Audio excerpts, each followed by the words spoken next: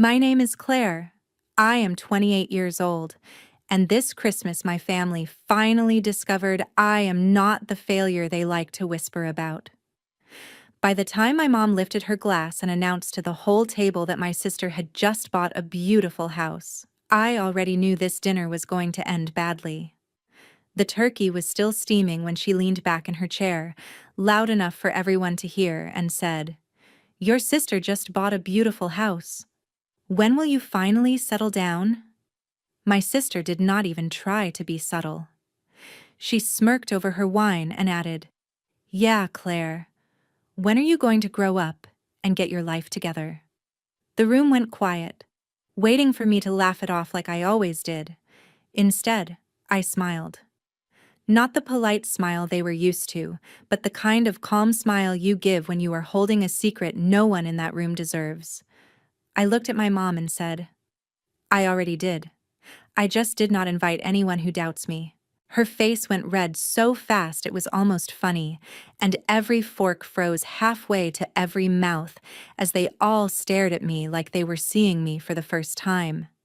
If you think that one sentence came out of nowhere, it did not. It was built on years of being ignored, dismissed, and compared to a golden child I could never beat.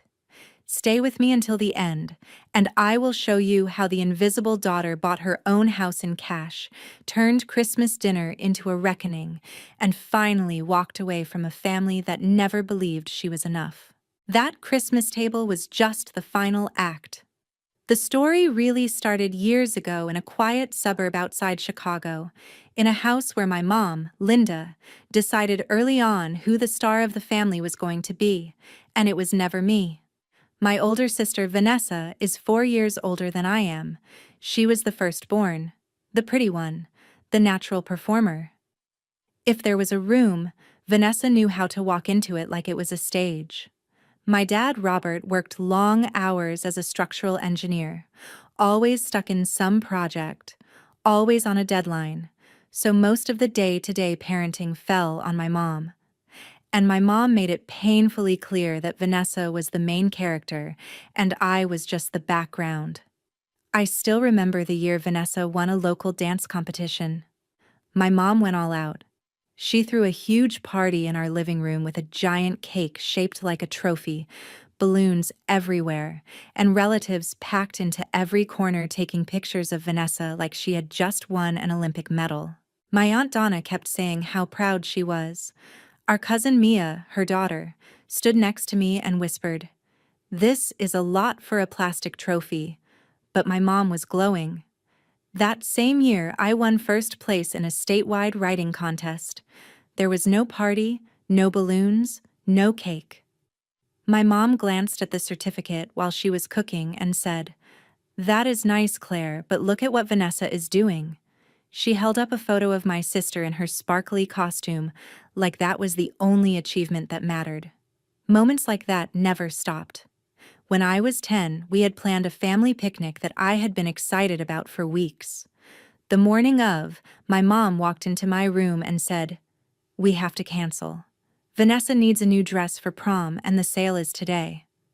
I said, "We could go after, or tomorrow," but she shut it down with, "Your sister's things are more important right now."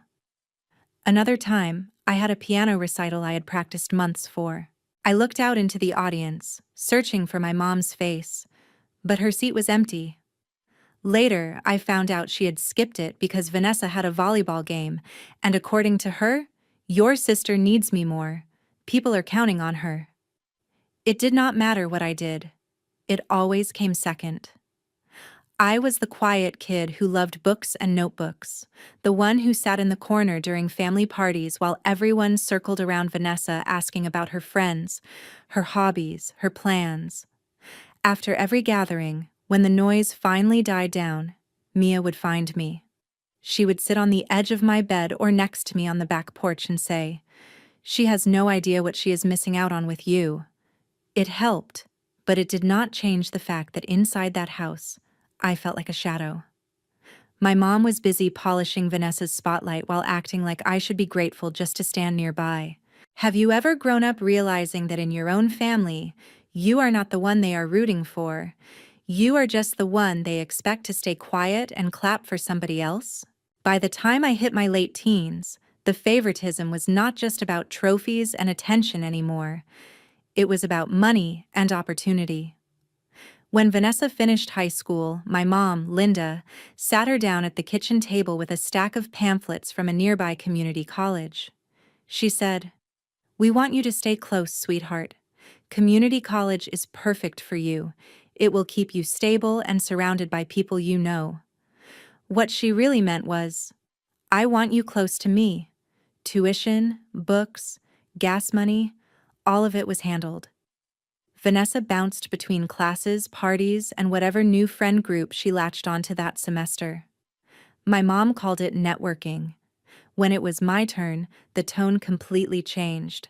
I told my parents I wanted to go to a state university and study digital marketing because I loved the mix of creativity and numbers. My mom barely looked up from her phone. "That is expensive, Claire.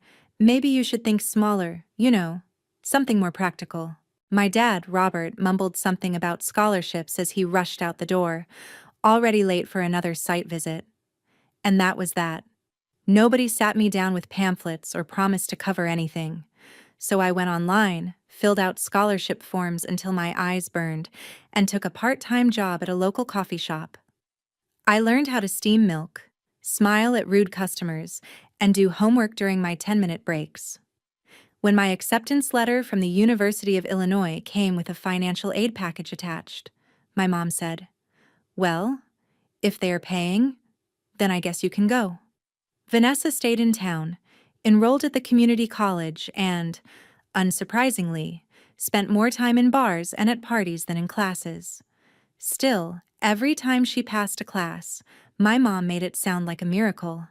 When Vanessa finally finished her associate degree and landed a sales job at a clothing store in the city, my mom booked a big dinner at a nice Italian restaurant downtown. She invited extended family, ordered appetizers for the table, made a toast about how proud she was of her firstborn.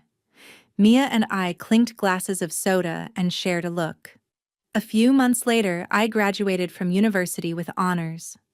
I walked across the stage, heard my name, felt the weight of every late night and every double shift at the coffee shop. After the ceremony, while my friends were taking group photos with their families, I checked my phone. There was a short text from my mom. "Congrats, honey. Your sister is swamped at work. You should call her and tell her all about it. No dinner, no toast, no family celebration." It stung, but it also clarified something for me. If I waited for my family to celebrate me, I was going to be waiting forever. After graduation, I moved into a small apartment in Chicago. The walls were thin, the windows were drafty, and the kitchen was barely big enough for one person, but it was mine. I landed an entry-level job at a small marketing agency, the kind of place where you do everything because there is no one else to do it. I managed social media, wrote ad copy, pulled reports, and stayed late watching tutorials about campaigns that actually worked.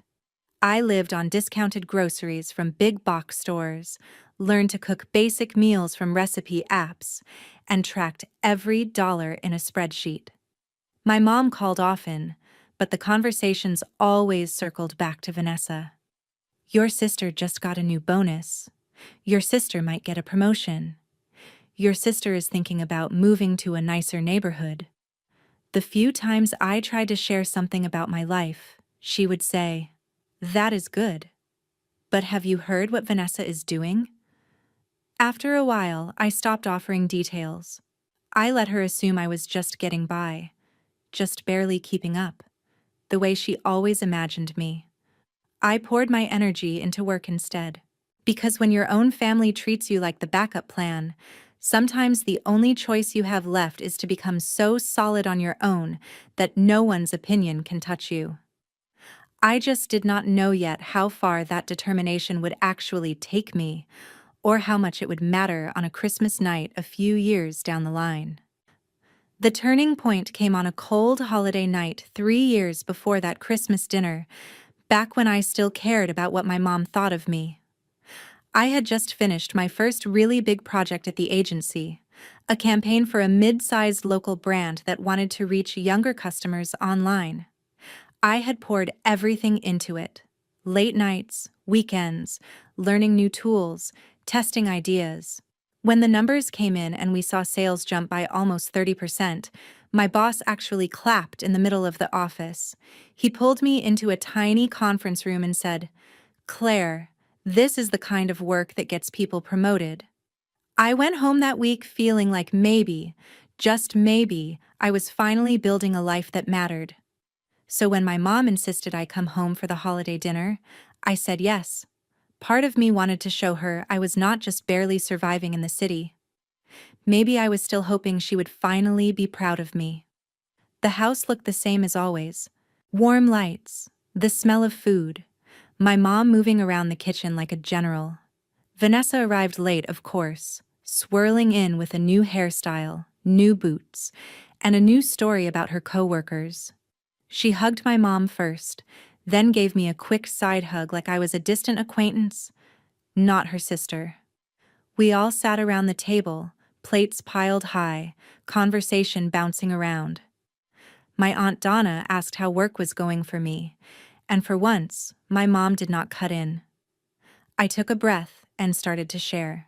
I told them how the campaign I led had gone viral on social media, how the client had extended their contract, how the agency was talking about using my strategy as a template for future projects. My cousin Mia's eyes lit up. "That is huge," she said. "That is like real career stuff, not just a job." I laughed, a little shy but proud. I admitted I had gotten a bonus, nothing crazy, but enough to make me feel like I was moving forward.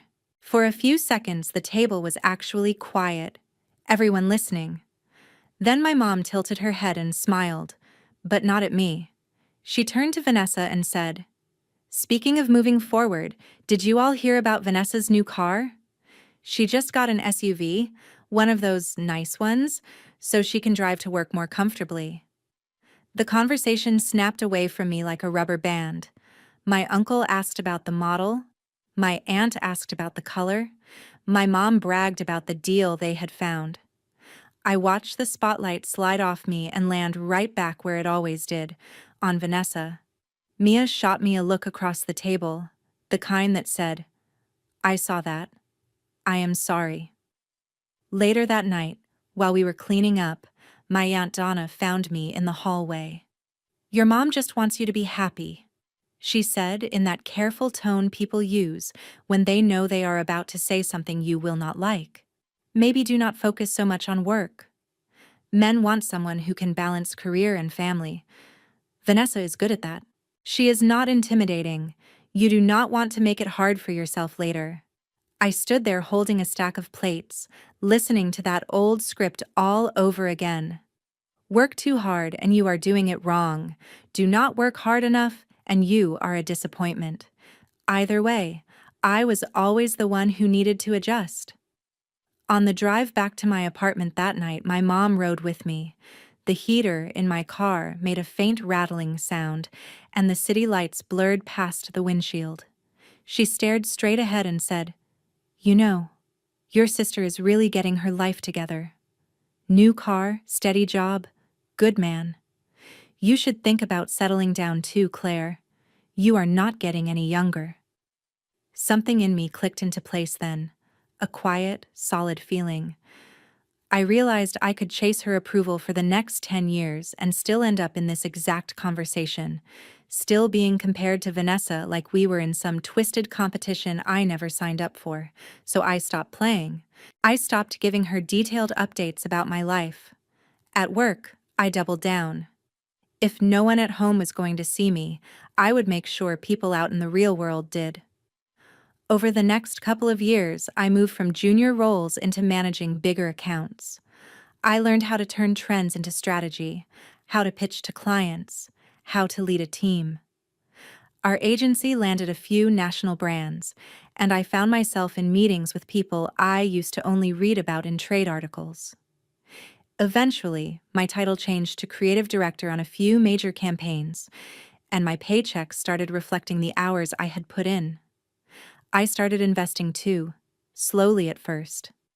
I read about index funds and long-term growth, downloaded a couple of investing apps, and set up automatic transfers.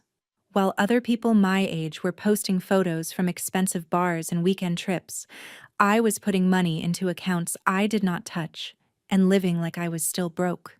Meanwhile, Vanessa bounced from one job to another. Clothing store sales to assistant at a small office to some kind of event coordinator. Every time she changed roles, my mom framed it as brave and adventurous. "Your sister is not afraid to try new things," she would say, like that made up for the instability. The more my own life stabilized, the more I started to really see the cracks in Vanessa's perfect image.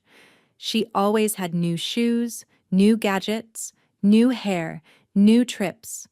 But somehow she was always calling my mom asking for a little help until next paycheck.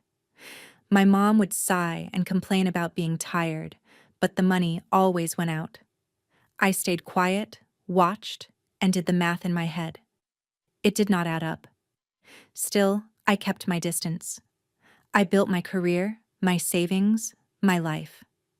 I told myself it was none of my business how Vanessa and my mom handled their money. I only broke that rule the day my mom called to announce the big news, the one that would drag me right back into their spotlight whether they liked it or not. She said Vanessa was finally buying a house, and the whole family was getting together to celebrate. My mom turned Vanessa's house news into a full-blown event before a single box had even been moved. A couple of weeks after that phone call, she texted the family group chat in all caps about a backyard cookout to celebrate Vanessa's mortgage approval, like my sister had just been handed the keys to the entire city. When I pulled up to my parents' place that Saturday, there were balloons shaped like little houses tied to the fence, and a big cardboard cutout of a key propped up on the patio table. My mom had even ordered a cake with "Congratulations on your new home," Vanessa written in looping frosting. Vanessa stood in the middle of it all, drink in hand, describing the place like it was a palace.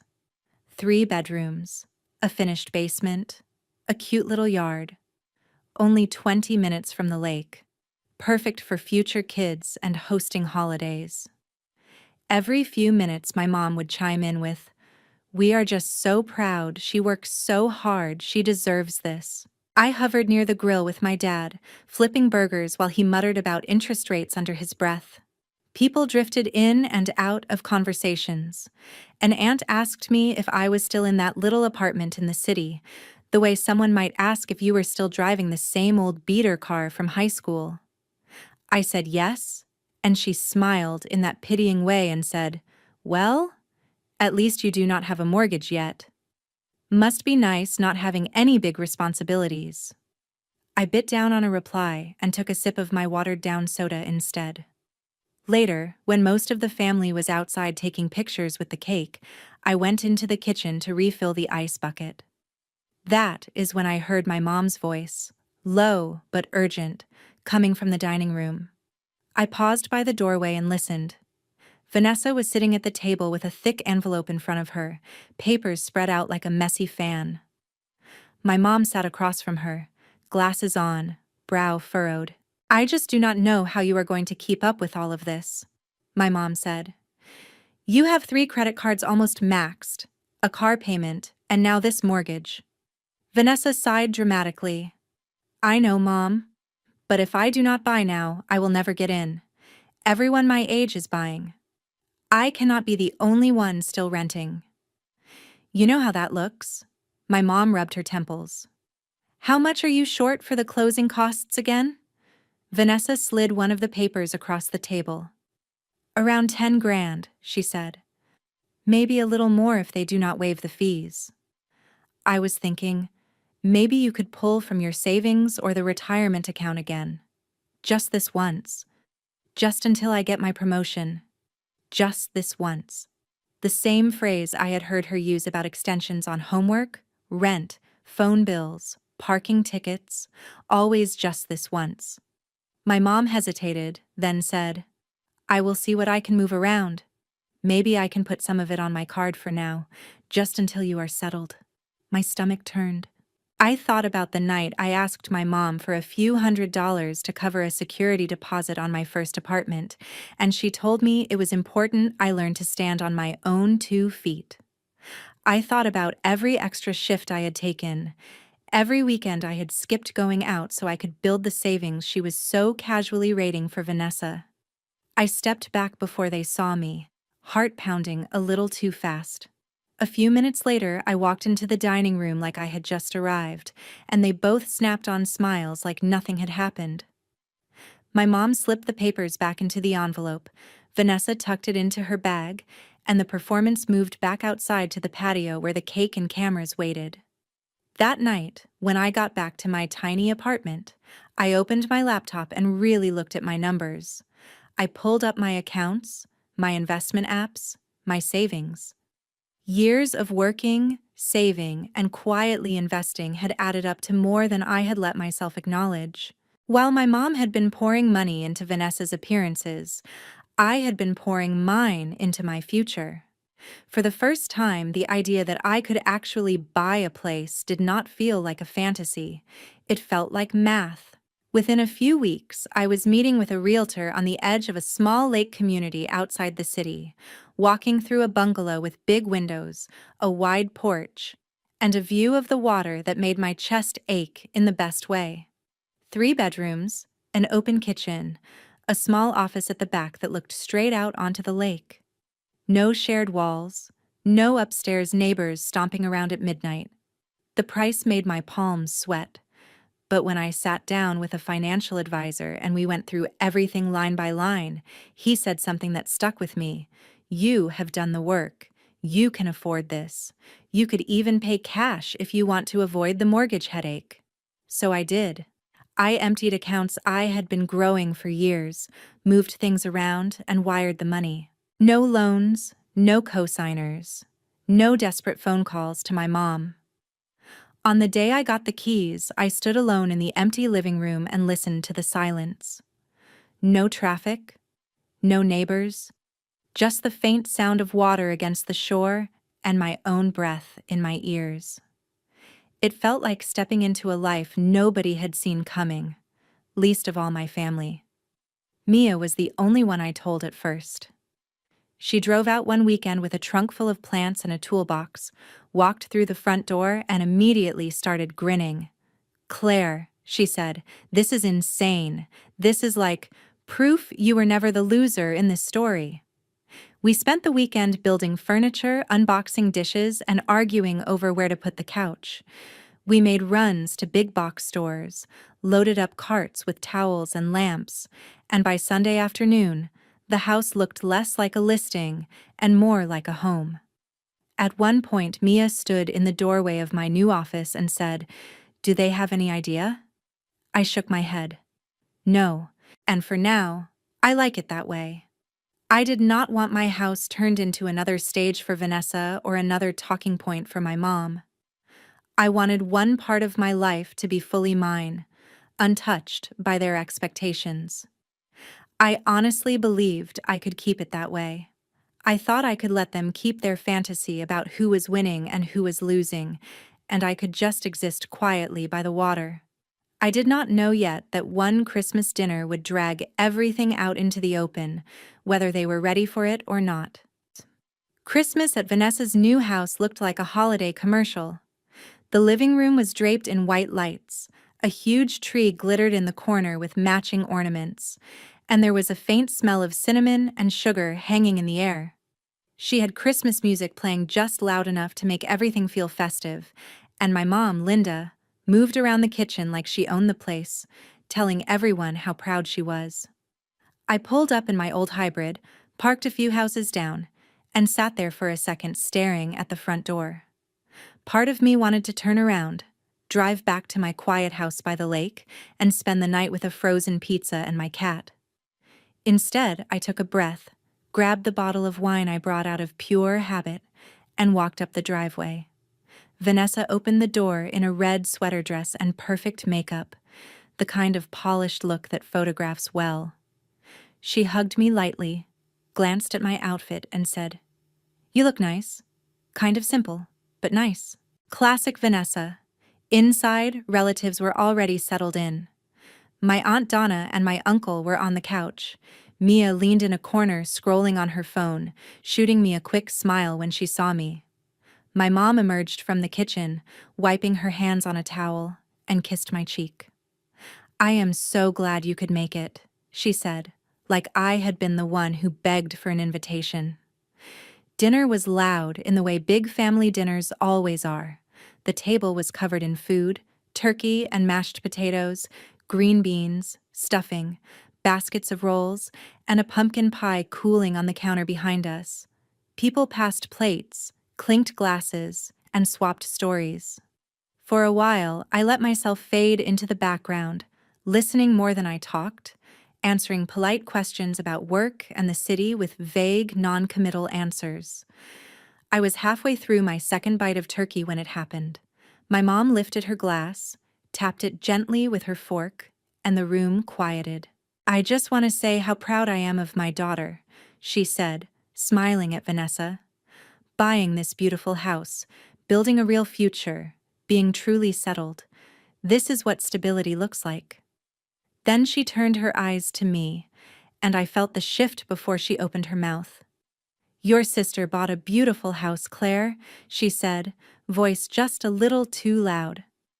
"When will you finally settle down?" A soft ripple ran around the table, a couple of awkward laughs, a few raised brows. Vanessa did not waste a second. She tilted her head, smirked, and said, "Yeah, Claire, when are you going to stop acting like a college kid and get your life together? You cannot live in that tiny apartment forever." For a moment, nobody said anything. Forks hovered over plates. Someone cleared their throat. I saw Mia's eyes flick to mine, wide, wary. It would have been so easy to do what I had always done, to laugh weakly, shrug it off, let the comment slide. But I was not the same girl who used to drive home crying after these dinners.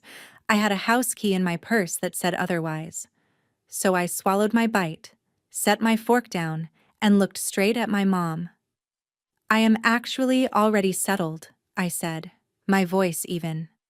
"I just did not invite anyone who doubts me." My mom blinked, thrown for a second, then let out a little laugh like I had made a joke she did not get. "What are you talking about?" she asked. "Claire, do not be dramatic. You are renting. That is not the same thing." I held her gaze. "I am not renting," I said.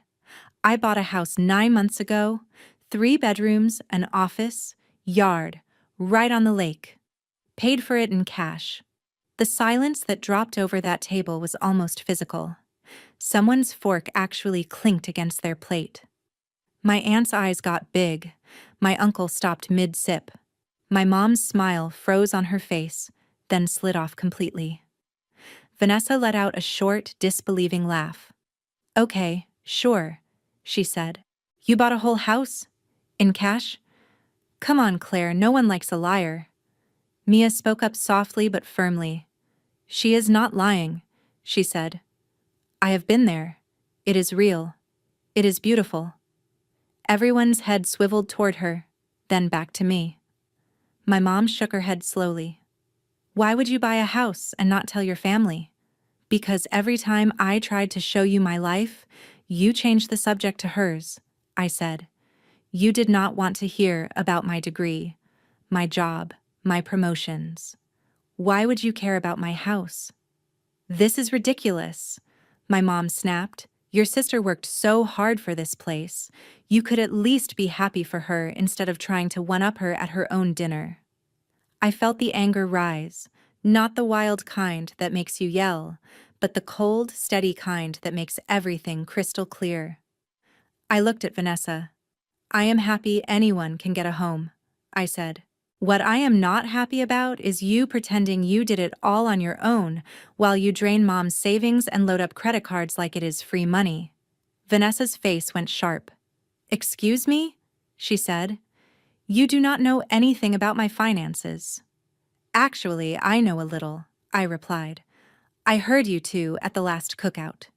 3 cards almost maxed, car payment, short 10 grand for closing, so mom has to raid her retirement again. I did not go digging, you were just loud. My mom's eyes widened and she glanced at Vanessa, guilt and panic flickering across her face. That is none of your business, Vanessa spit out. You are spying now. Eavesdropping. That is pathetic. What is pathetic is mom telling me over and over that she could not help me with a security deposit because I needed to stand on my own 2 feet, and then lighting herself on fire financially to keep your image intact, I said. I have been standing on my own 2 feet for years. You are standing on her bank account. My aunt shifted uncomfortably. My uncle cleared his throat. Someone muttered, "Wow." My mom's voice went tight. Claire, that is enough. You are ruining Christmas. No, Mom, I said quietly. You ruined Christmas the moment you decided to use it as a stage to humiliate me while praising Vanessa. I am just finally answering back. There was a long, heavy pause. Vanessa leaned forward, eyes narrowed. So you think you are better than me now? She said. Because you have some lake house and a job with a fancy title? I met her stare. No, I do not think I am better than you, I said. I think I stopped playing a game that was rigged from the start. That is all. I pushed my chair back. The legs scraped against the floor louder than I intended, but I did not apologize. I reached for my bag and stood up. Where are you going? My mom demanded. We are not done talking about this. I think we are, I said. You made it clear a long time ago whose side you were on. Tonight, I just made it clear I am finally on my own side. For a second, nobody moved. Then Mia stood up too, almost like an instinct. I will walk you out, she said. We crossed the room in front of a dozen stunned faces and stepped out into the cold night air. As the door closed behind us, the noise of the house muffled, my heart finally slowed. I could feel the shock I had left in that dining room, the cracks that had just formed in the story my family had been telling themselves for years. And as I walked down the driveway toward my car, keys in hand, one thought settled in my chest like something solid and permanent. For the first time in my life, I had not just survived a family holiday. I had changed it. 3 weeks after that Christmas dinner, the group chat was still quieter than it had ever been. No more all-caps messages from my mom about Vanessa's amazing new curtains or how perfect her neighborhood was. Instead, there were long gaps, random forwarded memes from relatives trying to pretend nothing had happened, and the occasional awkward question from someone asking if I was doing okay. The only person who texted me like normal was Mia. She sent me a message one night that said, "You know they are still talking about you, right? The way you smiled when you dropped that lake house bomb? You are basically family legend now." I was sitting at my kitchen table when I read it. Laptop open, my cat curled up on the chair beside me. I looked around at my home, the one nobody believed I could have, and felt something I had not felt in a long time around the word family. Peace. A few days later, I invited Mia and her parents, my Aunt Donna and uncle, to come out to the lake for the weekend. They showed up with too many snacks and not enough jackets, complaining about the cold and marveling at the view. We cooked together, walked along the water, played board games at my dining table. At one point, Donna stood by the window watching the lake and said quietly, "I am sorry, Claire. I should have spoken up sooner." I shrugged, not out of disrespect, but because I was tired of carrying everyone else's regret. "You see it now," I said. "That is what matters." As winter turned into spring, news about Vanessa and my mom reached me in pieces, mostly through Mia. The credit card balances Vanessa had been juggling finally tipped over into unmanageable. The promotion she had been counting on did not happen. Her performance at work slipped under the weight of missed payments, phone calls from collectors, constant stress. A few months after Christmas, her company did layoffs, and she was one of the first to go. Without that steady paycheck, The house that had been my mom's favorite bragging point became a burden. They tried to keep up with the mortgage for a while, but the numbers just did not work. Eventually, Vanessa put the house on the market. The dream home that had earned her a standing ovation in the backyard was sold to pay back some of the debt she had racked up trying to look successful. My mom, Linda, called me over and over once things started falling apart. At first, the voicemails were angry. How could you embarrass your sister like that? Then they turned into pleading. We are still family. Your sister needs help. You have money now. You could loan her some, just until she gets back on her feet. And buried in all of that, finally, were a few words I had thought I would never hear. I am sorry. I did not realize how much I hurt you. I listened to them, every single one, sitting on my porch with the lake in front of me, and I realized something important. An apology does not erase the years you spent shrinking yourself to fit inside someone else's story. It does not obligate you to walk back into a role that nearly broke you. So I called her one last time. I told her, Mom, I am glad you are starting to see what happened. I really am. But I spent my whole life being the one you overlooked, the one you expected to sacrifice so someone else could shine. I am not doing that anymore. I am not going to fix problems created by choices I did not make. I love you, but I am done. Then I set boundaries I never thought I would have the courage to set. Fewer calls, no more financial conversations, no more guilt trips about Vanessa. When those lines were ignored, I did what I had to do. I blocked numbers. I muted chats. I chose my own peace over their version of loyalty. I poured that energy into my work, my friendships, and something new. I started volunteering at a local women's center, helping women who felt trapped by family expectations or financial dependence figure out small, practical ways to build freedom. Budgets, resumes, basic marketing skills for side hustles. Sitting across from them, hearing their stories, I recognized pieces of my own. The ignored daughter, the responsible one, the one everyone assumes will be fine, so no one ever asks if she is actually okay. If there is any lesson in what happened to me, it is this. Being the invisible child does not mean you are powerless. Sometimes it means you are the one quietly building a life strong enough to walk away. Parents can play favorites. Siblings can soak up all the attention, but at the end of the day, the only person who truly lives with the consequences of your choices is you. You are allowed to draw lines. You are allowed to say no, even to family. You are allowed to build something they never saw coming and keep it safe from the people who doubted you.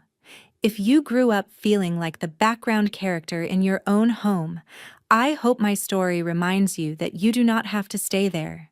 You can choose yourself, even if it makes other people uncomfortable. And if you have ever had to break your own heart by stepping away from a family that would not see your worth, you are not alone.